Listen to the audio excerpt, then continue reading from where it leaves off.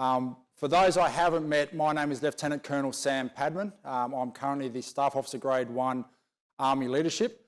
And on behalf of the Commandant of the Royal Military College of Australia, Brigadier Rupert Hoskin AM, I would like to welcome all of you to the inaugural Army Leadership Seminar for 2019.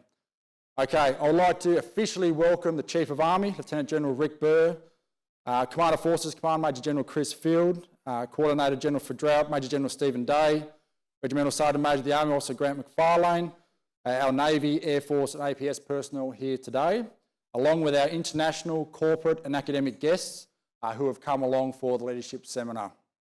I would also like to acknowledge the traditional custodians of the land on which we are meeting today and pay my respects to their elders, both past and present.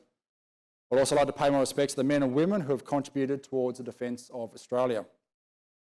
It is our absolute privilege to have you here today to engage on a series of leadership themes itself. The intent of today is to over the next 2 days to provide you with discussion and professional discourse on some key leadership topics that we really want to get after. Okay, continue to discuss the Australian Army Leadership Program, of which Commandant RMCA as Director Army Leadership is driving, and really establish those leadership networks with like-minded people as you move forward. Okay, let's get into it. Ladies and gentlemen, it is my privilege to welcome our first presenter at the inaugural Centre for Australian Army Leadership Seminar for 2019.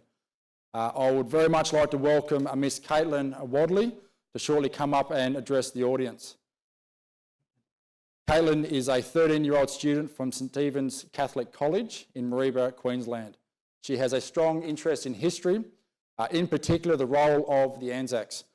Caitlin's perspectives are indicative of young Australians and of the utmost significance to those members serving today. Please join me in welcoming Caitlin to the stage.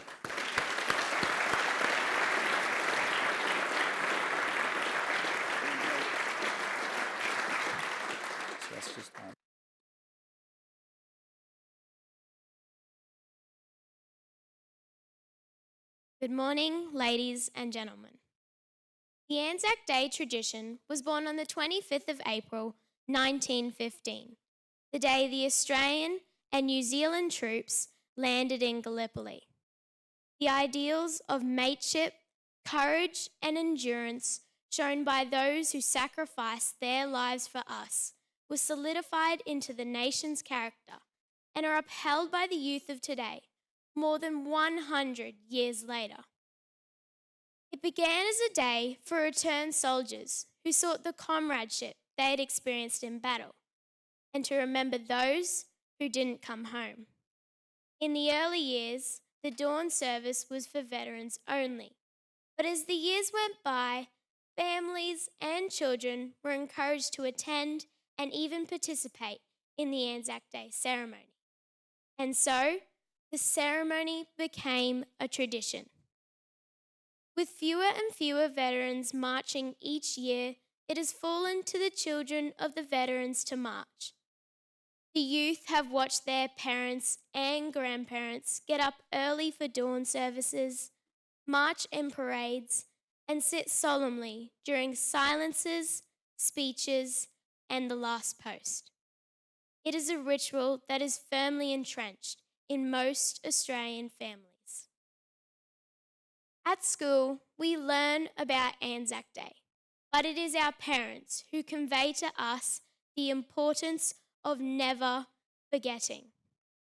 In essence, we do as our parents have done. We value what our parents value. If it is important to my parents and grandparents, then it is important to me.